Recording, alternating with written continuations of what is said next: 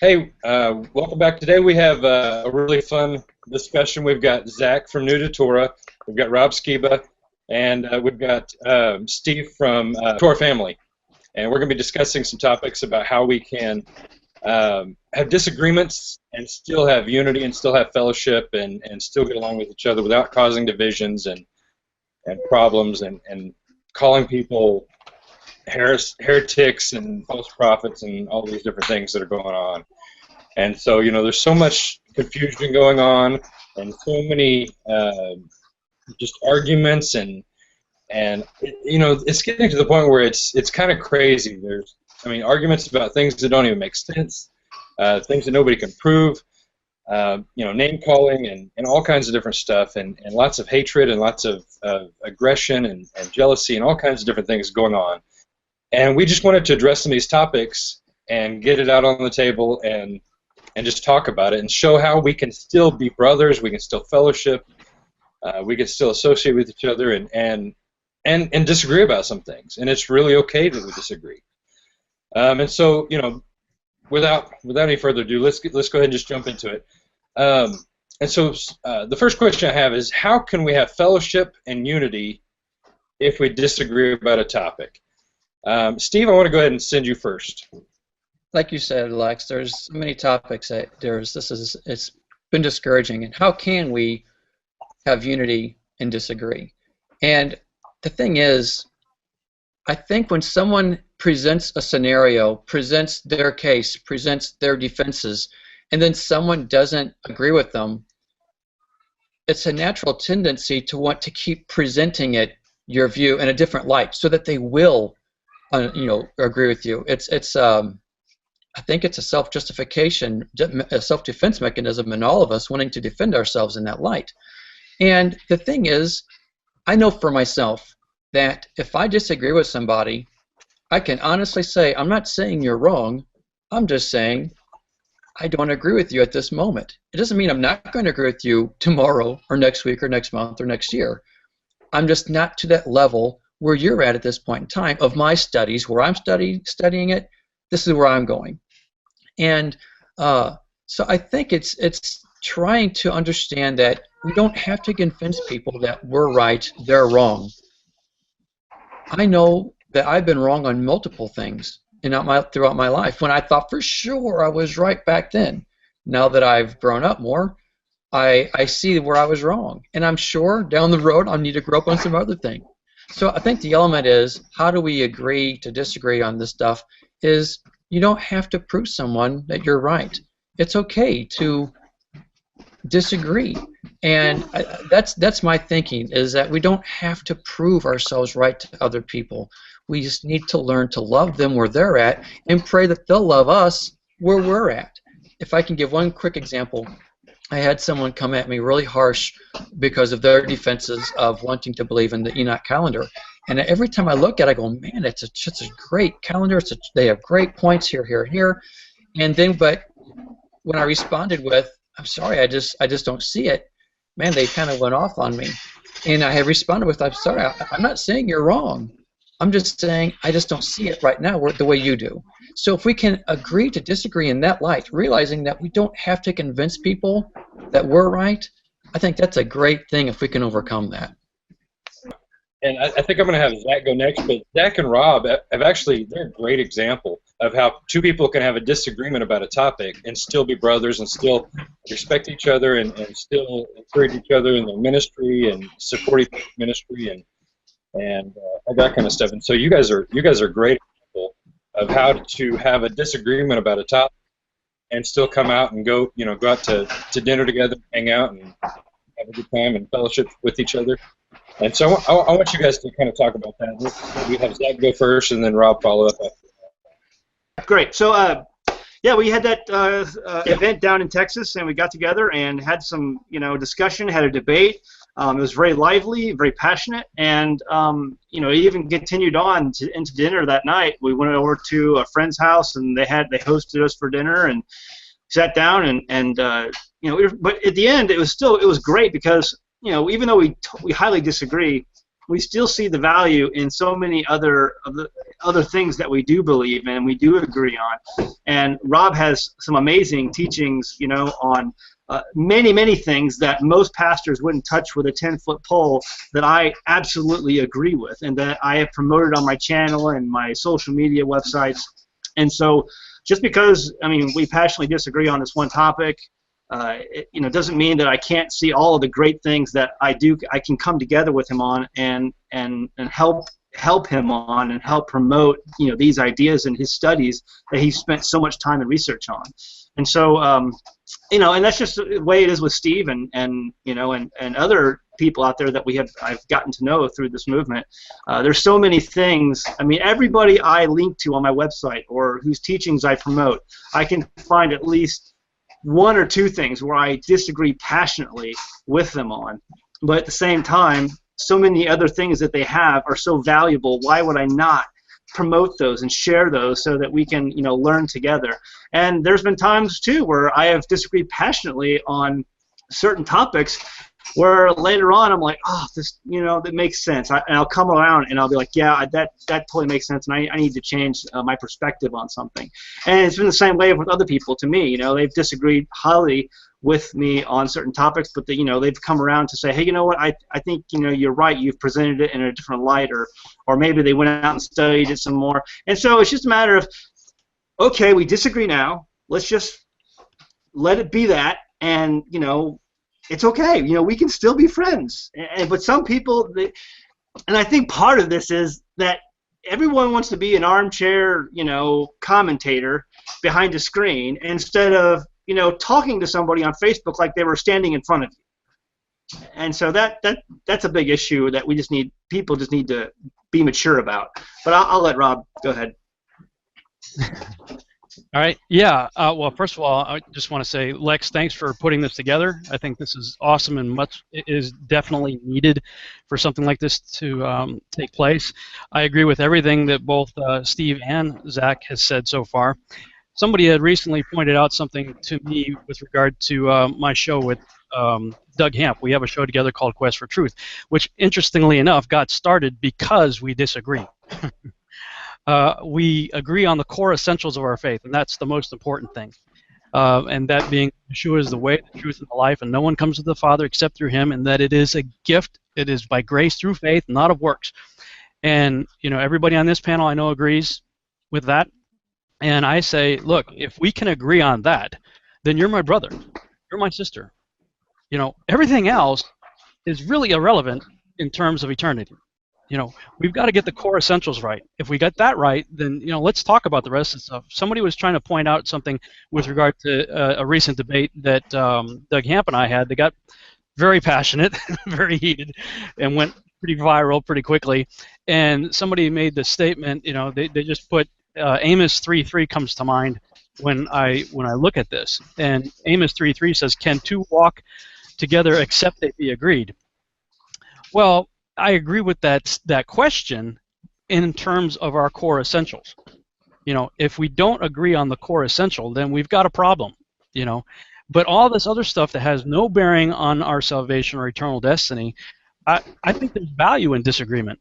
And I think that while sometimes we fail in being a good example of how to have a disagreement, I think there are good examples that we could look at, and Doug Hamp and I tried to model that in the Quest for Truth show that we did 29 episodes together with.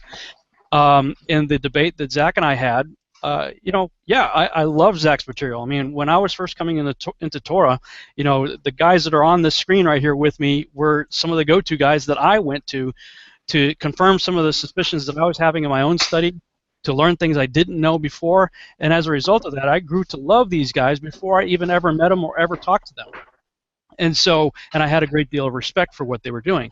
And so when Zach came to down here to Texas and we had that little debate down there, it was already understood that we're brothers, that we love each other, that we respect each other. I've been on his radio show, our Google Hangout shows. He's been on my radio show before. We've got a history together. And even though on that particular subject we did passionately disagree, at the end of it, we gave each other a hug and we went out and broke bread together. And that's what happens in a Beit Midrash. When people go into a house of study, they go into there, and if you've ever seen one, it's a very noisy place where people are arguing passionately about what they think is the truth of the matter, right? But then afterwards, it's all hugs and breaking bread, And for me, what I like about disagreement, it's not to be divisive. I'm not putting things out there to be divisive. I put things out there because my studies and my research has led me to this conclusion. To go along with what Steve said, and what Zach said, I love. He kind of coined the phrase at the conference down there that, hey, this is the horse I have in the race right now. Maybe this horse is going to lose, whatever, but this is the horse I got right now, and I'm sticking with it. I like that, and I think that's a good one. If your horse turns out to be bigger, better, and faster and correct, great, I'll switch. I'll switch my view. But my second book, Archon Invasion, was really written as a result of Facebook debates. I had my theories and ideas that I put forward, and there are other people out there who passionately disagreed with me.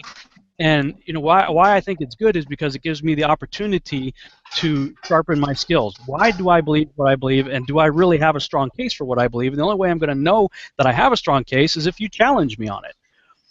And so, the more I was challenged on it, the more I was forced to go deeper into what I thought I knew to be true, and that book was the result of it. And just to wrap up my statement on all this, the me of 10 years ago would be in so much disagreement with the me of today that we would probably argue passionately until both of us passed out from high blood pressure or something. So that's to say, I'm admitting, hey, I've been wrong before. I've even put out a blog listing all the things I've been wrong about before, So I actually think it's healthy, and I saw a show with a lot of people know that Steve Quayle and Tom Horn do a lot together, but Steve Quayle is about as hardcore anti-pre-trib rapture as they come. And yet Tom Horn's in the pre-trib rapture camp. And somebody said, Tom, how can you do shows with Steve Quayle? And he just said, he's my brother. And that's what I would say the same thing with what's going on with what we're talking about here today. That's great. Proverbs says, as iron sharpens iron, so one man sharpens another. I just wrote that down. I think that's a great verse with what we're talking about. And so the next question that kind of goes along that line is, what's the difference between arguing and reasoning together? And so let's go back to Steve again. Yeah, I'm glad you brought that up. It's in Isaiah where Yahweh says, come, let us reason together. And I love that verse because here's the guy with all the answers, the creator of the universe. I mean, he knows everything. But yet he says, come, let us reason together. Why wouldn't he just say, here, let me show you where you're wrong? He didn't. He said, come, let us reason together. Because why? He wanted us to have our input so we can learn and grow. And that's where we learn and grow in our mistakes. And both Rob and Zach have just said, it's like, and Rob even clearly said, he would argue till he's red in the face with the guy who he was 10 years ago. Showing what? He's grown. And I think that's the biggest thing. Yahweh wants us to grow. Come, let's reason together. And even Zach had said, how he's looked back, he's wrong here, and when he thought he was right, and this, that, and the other. And we've all done that. I think it's in our presentation, it's in our attitude, how we present ourselves.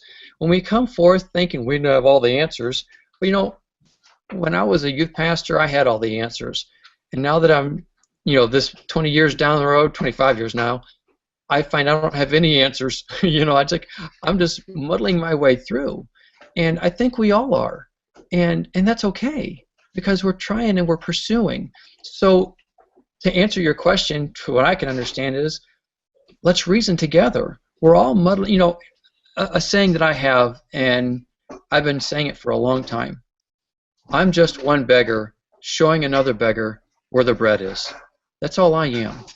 And if you find out where there's more bread or there's better bread, hey, I'm all for it. I'll listen to you. And so I think if we all come to the table, if you will, well, this is what I think. This is what I think. Instead of saying, you're right, you're wrong, let's come together. And eventually, when Yeshua returns, we're all going to know the truth for sure. And I have differences with all three of you guys, and I know all three of you have differences with me. And so if I'm wrong on all of those differences that I have with you guys, and Yeshua brings us over to the other side, and I find out I'm wrong and you guys have been right, I'm going to give you guys the highest high five. And then at that moment, I'm not going to care because we're all together in the kingdom. And that's the point. We're all trying to be together in the kingdom. So let's try to be together in the kingdom now. And that starts with how we treat one another, reasoning together with respect and honor and love. Instead of trying to point where our faults are, let's try to respect one another. And I mean, I really mean respect, because I mean, Lex, obviously, you and I, we both have our differences on the view of hell and the lake of fire. But it doesn't mean I hate you. It doesn't mean I respect all that you've done. You've done so much on so many topics, and on this topic, you know, we just differ on it. And I think it's how we approach one another. I think that's the biggest thing, reasoning together. And if we walk away from the table still disagreeing, that's okay. Because I might change my mind if we're all said and done on this topic or that topic, and you say, wow, they were right. So I think it's presentation. After that long answer. Thanks, Steve. And you know what, Steve, I really appreciate. What was it, about 2 years ago that you and me had a chat, just the two of us, and we talked about those issues of heaven and hell and the resurrection and eternal life and all those things. I think it was about 2 years ago. We had this discussion. We just had a Skype chat, and we just talked about those things. And you posed questions, and I tried to respond to some of your questions, and I asked you questions. You tried to respond back, and it was a lot of fun. I really enjoyed it. It was. The things that you said really caused me to have to study harder, and you caused me to dig deeper, and you caused me to try to figure out some of those answers to questions that I hadn't even thought to ask. Same and here. You asked them, and I'm like, wow, I never even thought of that. Let me look into it. That's a really interesting question. And so I really appreciate you taking the time with me to do that, because that was a lot of fun, and I grew because of it, and I really appreciate it. And that's the kind of stuff that we're talking about is having those type of meaningful dialogues with each other that cause us to dig deeper and cause us to grow. And maybe it causes us to change a little bit. That's that iron sharpening iron. Is a little bit of me is rubbing off whenever you're rubbing against me, and it's making me sharper. And so I'm losing some of the stuff that I thought I knew, because I realized that maybe it's not true, but I'm gaining something because of how you've caused me to be stronger, and you've caused me to dig deeper and to study more and to learn more. And so that's great. Amen. That's the kind of discussions we need to be having. We do, and if I can add in. But unfortunately, yeah. I'm sorry. I was going to say, you brought the verse up, as I said, just wrote it down, iron sharpening iron. It's all in the matter of, as I said, the presentation, meaning how we sharpen one another. Because if iron can sharpen one another if it's at the right angle. However, just as iron can sharpen iron, iron can dull iron if it's not presented in the right way. And we can dull each other because of our attitudes and how we present, and lack of trust and even lack of respect for one another. However, if we keep the respect and both pointing upward, if I can use it this way, then we will sharpen one another. Even if we disagree, we will still sharpen one another because we're both pointing to Yahweh, pointing up. But if we start pointing to ourselves, then we do nothing but hurt and damage each other and ultimately the body of the kingdom.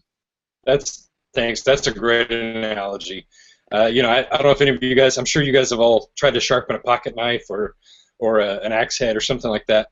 And if you don't have the angle just right, you're just going to dull the blade worse than it was before. You've got to have just the exact right angle as you're rubbing that blade against that stone. And if you don't have the right angle, you may end up with a duller knife than you had before you started trying to sharpen it. So that's a perfect example of how, when things are done wrong, you may be doing something that should be causing a good result, but if you do it in the wrong way, you're going to have the wrong result. And so that's great.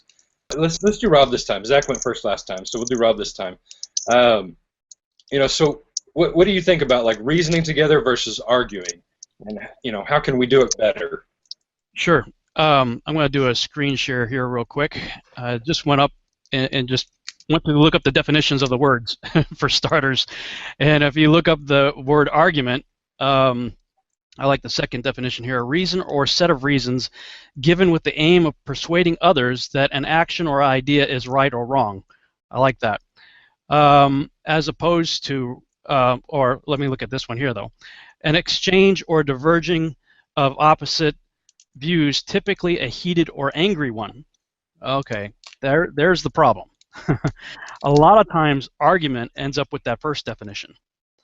You know, we're trying to persuade people, but we're doing so with anger, you know, in a heated environment, as opposed to reasoning. Well, this definition here, the power of the mind to think, understand, and form judgments by a process of logic. Let's sit down and logically look at, you know, the point. What is this person saying? What is the other person saying? What do they have to say that, you know, I could learn from? I like some of the things that were just, how do I get off of this screen share here all of a sudden? It won't let me go away. There we go. I'm like, I can't get out of here. I'm sorry. I like some of the things that you guys were just saying a minute ago. I grew because of it. You know, I grew because of this exchange. And the whole idea of iron sharpening iron should yield the result of losing the dullness and gaining sharpness. And if we can do that by logic and reason, even if it's passionate, I mean, we can get passionate about, I mean, I would honestly question your belief if you weren't passionate about it. You know, I mean, your passion indicates the level of belief that you have. You know, but if it slides into this argument that's done in anger, and where you find yourself, whether verbally or texting or just thinking it, you're out there going, this dude's an idiot. You know, and you start firing back. And look, I'm guilty as charged, man. I'm just gonna wear it on my sleeve here. There's many a times where I either said it outright or I was definitely thinking, this guy's an idiot. You know, and getting into the heated discussion. Well, I mean, that's when things start getting personal. And I think the problem with social media in particular, especially in the forum of Facebook, where a lot of us do our thing, is you can't look in the other person's eyes. You can't hear the tone. You can't hear the inflection. You can't read the expression the person has. You can't even tell if they're just speaking with tongue in cheek, you know. And, you know, and I'm definitely guilty of this. And Steve, my brother, has called me on it a few times. You know, I cap for emphasis only, okay, because I don't have a bold or italics option, so or underline option, so I cap. But you know, it's one of those situations where people will read the caps and they think I'm yelling at them. Now, you'll know if I'm yelling at you when you see about 5 exclamation points and followed by 3 question marks, you know, and a shaking my head.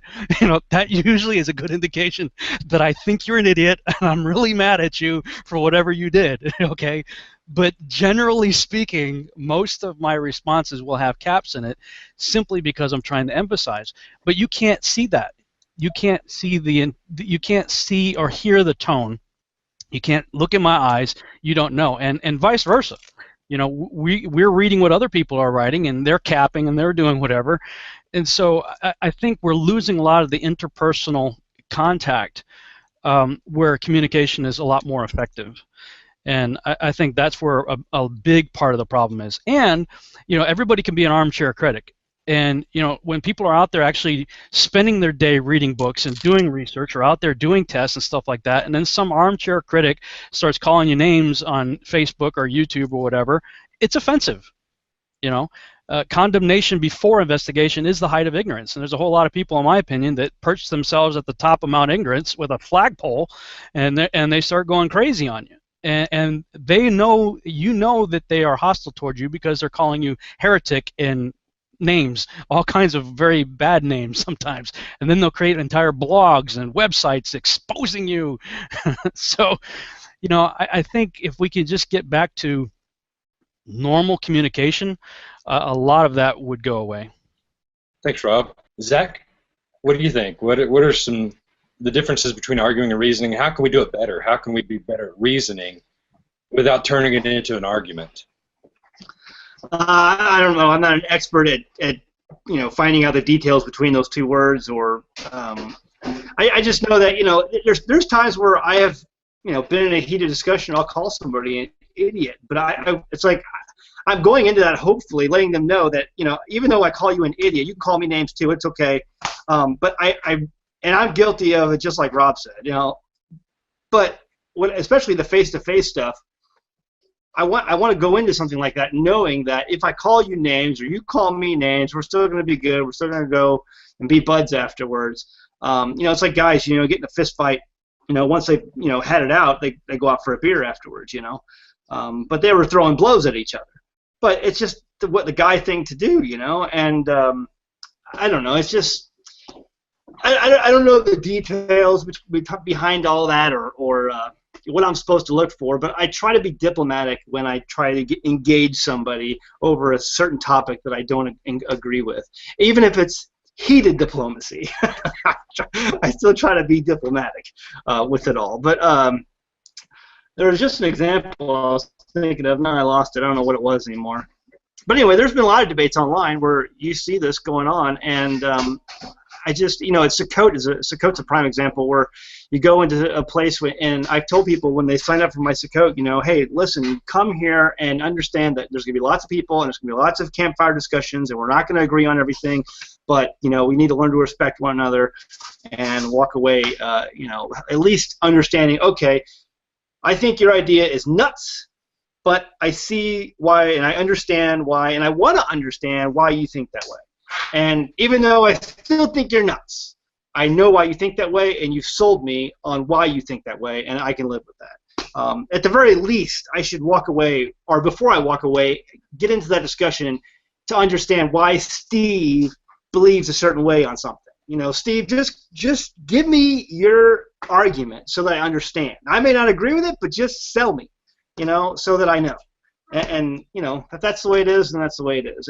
But again, it's just about respect and being able to deal with different personalities that you have on Facebook. And online discussions are tough. And I don't even get in online debates anymore. I don't have the time. I got grass to mow and gardens to tend to. I don't have time to get in Facebook chats and stuff like that. But if somebody wants to see me and Rob go at it or me and Steve go at it, book our flight and we'll be there. So, Paul talks about how when he's writing to the Corinthians, he says, I hear that there are divisions among you. And that's one of those verses that's just kind of been standing out to me recently, is that all the divisions that's going on, especially for observant, Ephraim, awakening movement, whatever you want to call this thing that we're in, there's just so much division and chaos and people going all these different directions.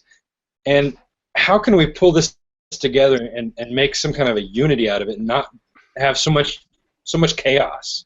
What are some things that we can start doing to help try to foster community and develop community instead of seeing all these different segregations and these people over here do that and these people over here do that?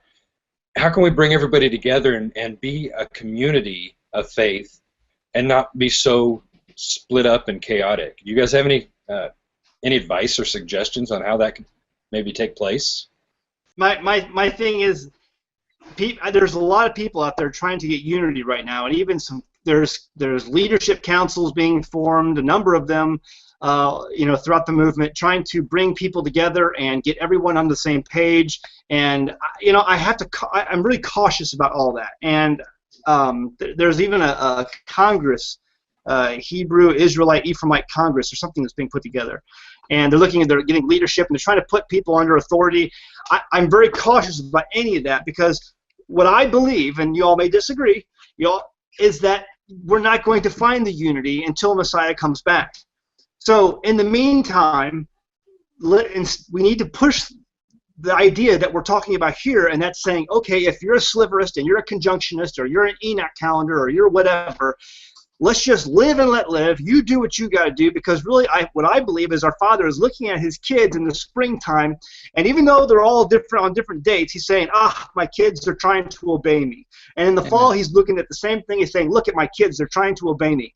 And we're not going to come together. The sliverists and the conjunctionists are not going to come together. We've had plenty of heated debates, even where I live, but we're not going to come together where we're worshiping on the same day until Messiah comes back. But at the same time, I can treat those people who disagree with me with dignity and respect, and if they need my help, I'll come to them. If I need their help, I will call them. They will come to me, and we'll work together as a village, community, whatever you want to call it, and with brotherly love. But the whole call for community, my red flags go up, because here's what I believe that can do. It usually puts up a number of people who are trying to do the community, and it elevates them to a leadership position where men are looking at them for authority. And I believe we only have one authority, and you all may disagree, and that is Yeshua. And so I'm waiting for that one authority to come back and to lead us all into unity. And until that time, I say, you know what? We can be divided on certain things. You can be the sliverist, and you can be the conjunctionist, and you can be the Enoch calendar, and you can be the whatever moon thing you want to do, and at the same time still love each other, you know. But let's not try to force something that we know that our Messiah is going to do. And every time that I have seen it forced, it ends badly. That's exactly what I'm talking about. Is how can we have fellowship with each other, but not have a rigid hierarchy of leadership that's dictating down to everybody, you know, controlling everything? Because that's what basically we've been pulling away from. We're saying, oh, wait a minute, this this system of hierarchy where we have a leader who is, you know, controlling everything that's done, and it's you know, very structured, very organized, very institutional. That's so much of what people are wanting to go away from, because it's too controlling and it doesn't allow us to really just grow in our faith with the Father on our own. And so how can we, you know, maintain this rugged individual mindset that has brought us all here? You know, because that's what I'm seeing is one from a city, one from a house. People are just being called out one at a time as individuals who are pressing into the Father and saying, I want to know you more, I want to dig deeper. And, you know, God's opening their eyes, He's opening their minds, He's opening their hearts, and they're able to hear what He has to say, and He's waking them up and saying, hey, come keep my Torah, you know, follow the Messiah, and walk in the commandments that I've given for you, keeping the Sabbath and the feasts and eating kosher and all these things. And these people are just, you know, just coming from all over the place, and they're looking for fellowship because they feel alone. They're on like this, you know, they feel like they're on an island by themselves because they don't know anybody else is doing this. You know, their family all thinks they're crazy. Their friends have all rejected them. Their church kicked them out. They feel like they're alone in the planet, and they're frustrated, and they want to find fellowship. But then whenever they find people who seem to agree with them, all of a sudden it's a big fight. And, oh, well, you disagree, well, you're a heretic. Oh, well, you know, don't listen to that guy, he's a false teacher. And all these different just stupid stuff. How can we get rid of that junk and have fellowship with these people and love these people and show them you're not alone? God has called you and opened your eyes to this thing, and we're all part of this together. We're all learning together. We don't have it all figured out. We're all just getting started. And as we keep, things are going to change. Grow together, walk together. We may not agree on everything, but let's take this journey together and have fellowship with each other, loving each other, and encouraging each other to dig deeper and to grow in our faith, rather than beating each other down and trying to show how much smarter I am than you, or how much more I've studied than you have, or, you know, how dumb you are, or whatever. Instead of doing those kind of things, let's look for ways to build each other up and to love each other and have fellowship with each other. That's the kind of community and fellowship that I'm talking about. I'm not talking about forming a commune with a dictator who's telling everybody how to live their life and what to do with their money. And I totally understand what Zach's coming from with that there's been a lot of that, and that's a mess. And we need to figure out how to have fellowship in disunity. We don't have to be unified in every single topic. We don't have to agree on every single thing. But we can still have fellowship with each other. And we can still love each other. And we can still encourage each other. And we can still make each other stronger. And that's the type of fellowship, and that's the type of community that I think that we really need to be looking for. You know, this movement that we found ourselves in, where, you know, everybody that I know that's trying to walk in the Father's ways right now, that are going back to the Torah, they all sort of started the same way. They started in a desert where all the churches that they were going to, they were just getting fed milkshakes, and they knew in their spirit something's wrong here, and they were trying to dive deeper but couldn't. They were in shallow water everywhere they went, and they were starving. And they started pulling out of the church left and right, and they started seeing things that they knew in their spirit was not right. And all of a sudden, they just, the Spirit of God, I believe, inside them just said, hey, why don't you start with Genesis? Go back to the beginning. Get back to the basics. Start over. Okay, you start reading things, and the Spirit starts working in you, and you're just like, wait a minute. Well, how come we're not still doing this stuff? And then you find another brother that's feeling the same way. Oh, you feel the same way? Cool. And I call it the Ephraim awakening, because in my journeys across the world doing conferences and stuff like that, when I kept meeting brothers and sisters who have had very similar experiences to what I just described, just, I would say easily 8 out of 10 people were telling me it was about the 2009 time frame that they started to have, this change. And it so many times, I was encountering this so much that it literally caused me to be like, God, what happened in 2009? What was the deal? And I know the other guys on this panel have done similar research. I believe that we're looking at what I call the Ephraim awakening, that the northern kingdom was given 390 years of a judgment. Leviticus says in chapter 26, if you don't learn in your chastisement, you get 7 times more of the judgment. So the question came up, well, is that what happened to the northern kingdom? There's no indication that they repented after 390 years. So could they have gotten 7 times the judgment, which gives you 2,730 years? Well, if you do the math from the time that the northern kingdom went into captivity, that ends up being about 2009.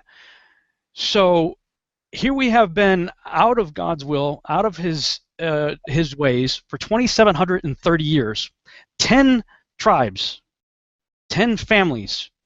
Now, any family that has many kids, or a large family, are they all going to agree on everything? Absolutely not. So we have 10 very large families that have been scattered throughout the whole world, and in and among other families with other ideas. There's no way. And I'm 7 in this quote unquote movement. I'm 7 years old. I'm a toddler, man. Walking around here barely. And the other guys on this panel, I would say, probably are the same way. To think we're going to have it all figured out after 2,730 years of doing it wrong, that we're going to get it all right in 7 years is crazy. So we get together in these home fellowships and stuff like that. And how do we handle it? Well, when our group got started, we were hardcore conjunction people. We were like, that it's conjunction. And then we had this guy come in who this has been his obsession for over 20 years. It's like all he's ever done for like 20 years, looking into this stuff. And I was determined, man, I'm gonna, give it your best shot, man. Let's go. And I went toe to toe with this guy for 3 hours, and he knocked down every argument I had with Scripture, and I respect that. If you can bring Scripture to the table with your argument, you've got my respect. And every single argument that I had, he had a scriptural answer for. And forgive me, I don't remember which. There was 2 scriptures in particular that just blew me away. And I'm like, all right, dude, I switched horses, and that one, I'm now a sliver guy. But if you're conjunction, okay, great. If you're Enoch, great. We got another guy who's like, I think the Enoch thing's the deal. And I said, well, look into it. And so this is what he's decided to do. He says, the only way I'm going to understand if this works or not is to walk it out, is to spend an entire year going by this calendar and see if it actually works. And I respect that. I'm like, dude, when you do, put together a thesis and let's talk about it. How are we going to answer all these questions that to think that anybody has the perfect calendar after 2,730 years is crazy. You want to talk about crazy? That's crazy. And I want to show you a scripture right here that a lot of people, may not either be familiar with or want to acknowledge, but in Luke 12:51 through 53, Jesus, Yeshua himself, says, "Suppose ye that I am come to give peace on earth? I tell you nay, but rather division. For from henceforth shall be 5 in one house divided, 3 against 2, and 2 against 3. The father shall be divided against the son, and the son against the father, the mother against the daughter, and the daughter against the mother-in-law against the daughter-in-law, and the daughter-in-law against the mother-in-law." Uh-oh. What's up with that? That's Jesus. That's Yeshua right there. You tell me any truth that is not divisive. Pick one. pick a subject. Every single truth that you come up with is going to be, by its very nature, divisive.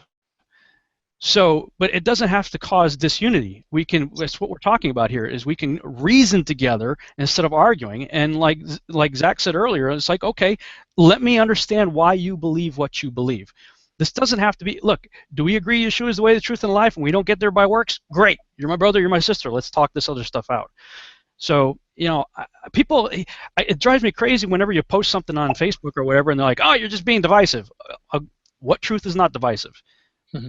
Luke 12:51-53. Have you guys ever run into someone who accused you of being a false teacher or teaching heresy, or went up to you and said, "Hey, we were just talking about this earlier. Hey, I can't believe you fellowship with that guy because he's a false teacher," or anything like that? Have you guys run into those kind of things? I've had that, and it's discouraging. You're always going to have your haters, and when you have them, it's a bummer. And I don't know what the other guys, but you can receive 100 positive emails. When you get that one negative, it's like, because it's not that it's a prideful thing. You're thinking, man, what am I doing wrong? How did I present it wrong? Can I do it a different way? And I had an individual contact me saying, if you're fellowshipping with that guy, I want nothing to do with you. And I responded as kindly as I could, saying, well, can you give me anything where in the Deuteronomy 13 test, if you will, that this guy is doing something wrong? What is he doing wrong from the Deuteronomy 13 test that I should break fellowship with him? And they never got back with me. And it comes back to what Rob and Zach both said, and you said it as well, Lex, that Yeshua, he's the core foundation to us. He's the way, truth, and the life. From there on out, we're going to have these things. And what I kind of like to bring out too, it's there's one command given to us regarding Sukkot that is not given to us for the other holy days, and that is that we are commanded to rejoice at Sukkot. And I don't know about anybody else, but my view on this is because he commands us to rejoice because he knows we're going to be with people who we disagree with, so he's commanding us to rejoice in those times where we're with those people who we know we disagree with, And so he's telling us even in that, look, rejoice together, set the differences aside, rejoice in me. That's what it's all about. You can learn, you can grow in that, and time continues on. But man, in this time, set those things aside and rejoice. And I just love that. I just, I'm tired of debating. I really am. I mean, I'm not. If someone wants to reason together, sure, I'll gladly just talk. But when people want to try to pull me on the rug and say, well, they want to say, well, you're wrong here, and I just kind of shy away. I'm the youngest of four. I was beat up a lot when I was a kid, as far as my brothers and sister, and then being in school, that makes you try to be tough at school, and I'm tired of all the hate, and really I say hate, and I see this in a lot of believers, and it's so discouraging. And so in all of this, yeah, you have people who are going to come at you and call you a heretic, and here's the thing too, if I can say this, we've got enough people who are hating all of us because we're following Torah. Do we have to hate one another being in Torah? Is it really worth it? I mean, we're in Torah. We're all trying to pursue the Father's ways the best that we can see them. It's not that we're rejecting them. It's just we interpret them differently from each other. Can I not rejoice with you that you are at least pursuing the calendar? Yeah, it's not the calendar the way I interpret it, but you're pursuing the best way you understand it to be. Hallelujah, that you are pursuing Him. Can we not rejoice in that we're at least pursuing the Scriptures and not rejecting them, not setting them to the side or cherry-picking them? And I think that's the thing is, if I get called a heretic from someone who doesn't believe Torah, well, that goes without saying. But when you get called that kind of stuff from a fellow Torah believer, that's when it kind of hurts, and it's like, to me, it shouldn't be. I just want to add one more thing. I think Steve had said something earlier. I don't know if it was Steve or Zach, but, we are doing the best we can with the information that we have when it comes to walking in Torah. And it's kind of like when we were really young children, which most of us in this quote-unquote movement are, would draw this masterpiece in crayon that looks like a bunch of scribbly, mess. And mom and dad says, "Oh, wow, but that's really good, Robbie," and they put it up on the refrigerator, And over time, my scribbles got better, until I could actually draw people that look like people. You know what I mean? But they encouraged me in my younger artistic days, with the scribbly garbage that I presented to them, And I actually visited my family fairly recently and found a box that my mom had kept of a lot of those old scribbles and stuff. And I looked at that and I'm like, wow. They actually kept this as some, measure of treasure, and I have to believe that our Heavenly Father is doing the same thing. We're presenting scribbly messes right now as we're doing the best we can with our 2,730 years of being off track and 6 or 7 years old and walking in this, and he's putting it up on his heavenly refrigerator, if I can use the analogy, and say, you know what, keep drawing, kid. You're doing good.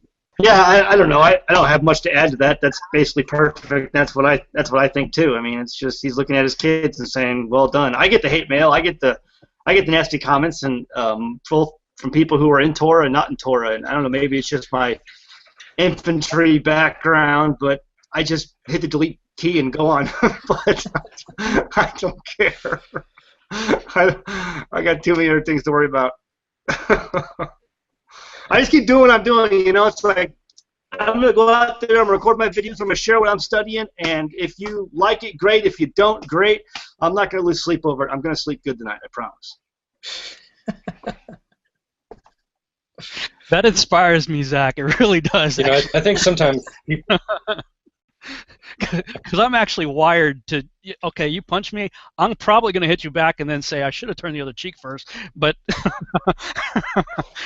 I'm learning, though, because it is a time sucker that will waste your entire day. It'll waste your entire week. I have been guilty of spending entire weeks, and Rico Cortez contacted me once. And you know what? There's some really great brothers out there, awesome brothers, that they got your back. And they'll contact you privately and say, Steve has done it a few times too. He's contacted me. He's like, Rob, why do you give your opponent so much ammunition? I just hand it to him. Here you go. Fire away some more. Because I make the mistake of trying to defend my position. In recent months, I have learned the value of the block and delete keys. Those are rock. Those are awesome. I'm saying to myself, wow, man, I have wasted probably 3 years by not learning how to use those 2 simple buttons and moving on with my day. And I have become a lot more productive now that I've started to take the same cue that Zach just described right there. And Rob, as far as discussion about Facebook go, one thing that I've found is that, when someone asks me a question, I like to respond to them. But if somebody just wants to post some kind of an argument, a lot of times if I just ignore it for a little bit, somebody else is going to get on there and talk to them about it instead. And I don't have to, spend all my day trying to argue with this guy because, 5 or 6 other people on my page are going to step in there and say the same kind of things that I would have said anyway. One of the things that often comes up is, well, your followers, blah, blah, blah, blah, blah. Your followers did blah, blah, blah, as if it's like my fault that, okay, I got 5,000 quote-unquote friends on Facebook. I maybe know 100 of them, actually, like physically know these people. But all of a sudden, I'm now responsible for what my followers are doing.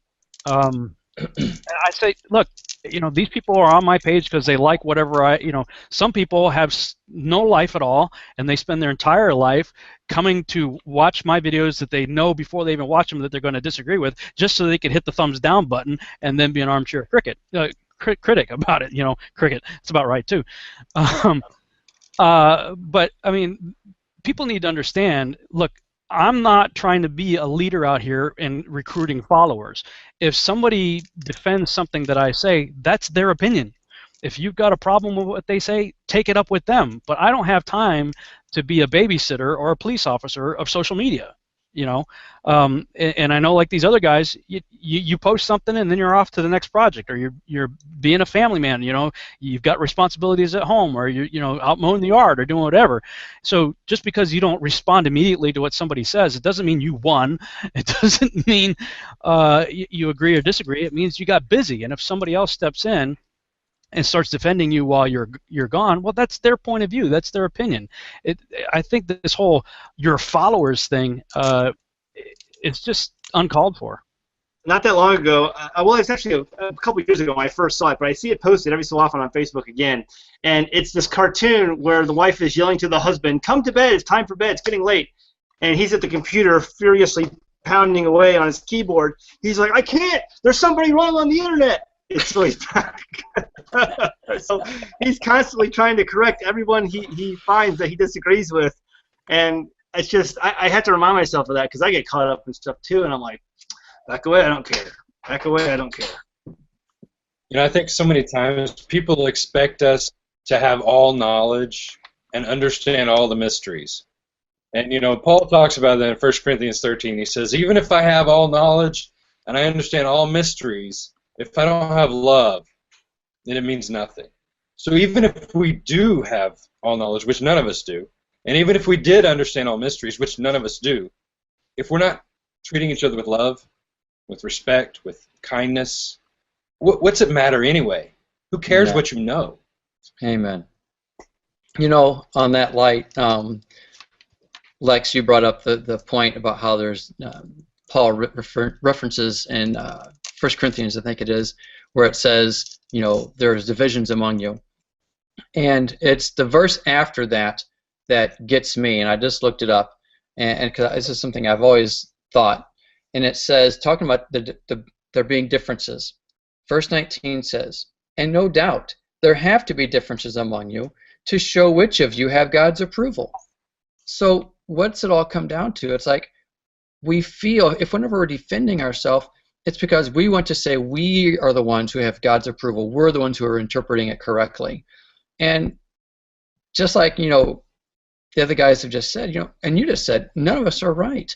And I like Rob's analogy about, you know, the coloring and putting it on the fridge. All of our colorings, our theologies probably look like that to Yahweh right now, and we think it looks great, and he's thinking, oh, good job. And then, but in the truth be known, we're all probably, you know, sorely wrong. And the thing that gets me the most is when Yeshua says to the young man, it's in Luke, and I think it's chapter 10, if I'm not mistaken. Just a second, let me look it up real quick. Yeah, Luke chapter 10. A young man comes up to Yeshua and says, what must I do to inherit eternal life? And then Yeshua says something that I just love. And I wish and pray that everyone would listen to what he said. And it says, because after the guy asks, what must I do to inherit eternal life? He says, what is written in the law? He replied, how do you read it? And to me, that is just huge. How do you read it?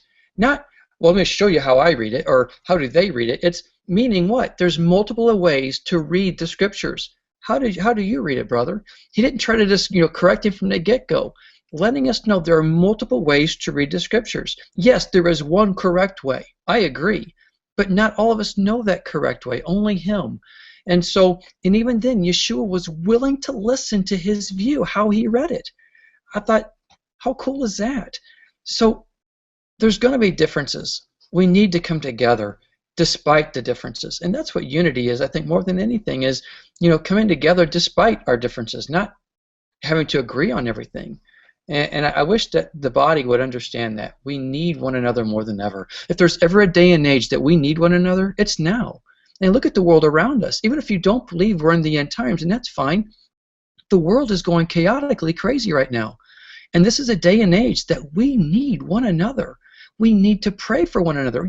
I can't, Lex, out of all the differences we may have, trust me, if you come to me with a prayer request, brother, I'm going to pray for you, and passionately. And that's what we need for one another.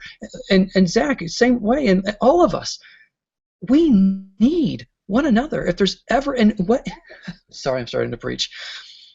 If there's ever a day and age that Satan is succeeding in dividing the body, it's today.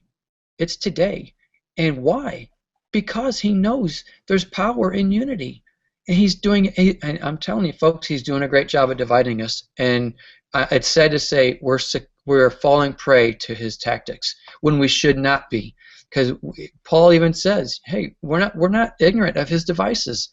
But it sure seems like we are at this moment in time. And I hope and pray that can start changing. That's great, Steve. Do either of you guys, the other guys, have anything, last words that you want to say, closing comments, things you want to encourage people with as we are facing these topics?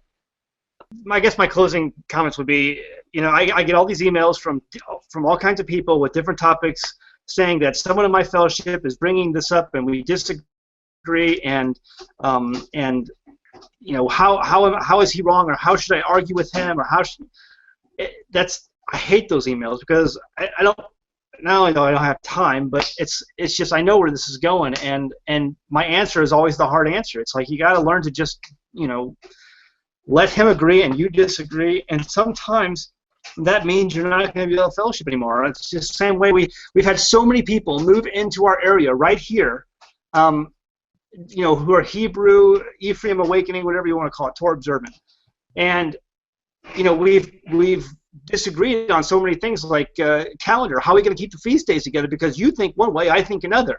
And it comes down to a fact that, we're going to have to split, and you're going to do your own thing, and I'm going to do my thing. But you know what? Like Steve was saying, if it comes down to you need me, I'm here for you, brother. And you need to be here for me. And so just come to that conclusion. When someone in your fellowship is raising a topic where it's going to come down to a divisive fellowship where you're going to divide, it's like, what's the old saying? Go away, but don't go away mad. Or however that saying goes, It's like, go away, but don't go away mad. And you know what? I'm going to be your friend from here on out, even though you're going to do things differently than I am. We're trying our best. So when those things happen in your fellowship, and trust me, they're going to happen over and over again with many different topics, understand that it's okay to go away, but don't go away mad. And to still maintain contact with those people, even as hard as it is, and even as some of the passionate discussions you got into, you got to figure out a way to still live with that person and show your love for them. It's happening a lot where I live, and at the same time, we're still neighbors, we're still friends, we still have a lot of people here that we fellowship with, not all the time, but sometimes, and it's a growing community. That's happening here and other places as well, and so that's the only bit of advice I would give in a closing comment. Rob, do you have anything you want to say? Not that it wouldn't be repetitive. I already agree with what has been said, so there's not a whole lot more I would say, except that hopefully something like a show like this would be an inspiration to those watching, because I know that everybody on this show right now, there are things that we do passionately disagree with each other about. And yet, as has already been said, any one of us, I'm confident, that I could contact if I needed prayer and they would be there, and vice versa. If any one of you guys needed prayer and you contacted me, absolutely, man. And stop everything if I'm able to and sit down and have a Skype discussion or whatever. I mean, Steve and I have done that a few times, in the past, and I just want to, publicly thank Steve for that. He's a dear brother, and, dude, thank you. I mean, there are times where those conversations have, it might be a little melodramatic to say saved my life, but I was in a rough place at times, and I'm sure some of these guys may have the same feelings. But, hopefully the takeaway of this is, look, brothers can have disagreement, but still remain in unity. And if it gets to the point where the disagreement is such that there's just no compromise, then like Zach said, hey, go away, but don't go away mad, do your Sukkot the week that you think you're supposed to do it, and we're going to do it the week that we think we're supposed to do it, but hopefully we'll see you next Shabbat. That's about all I would say.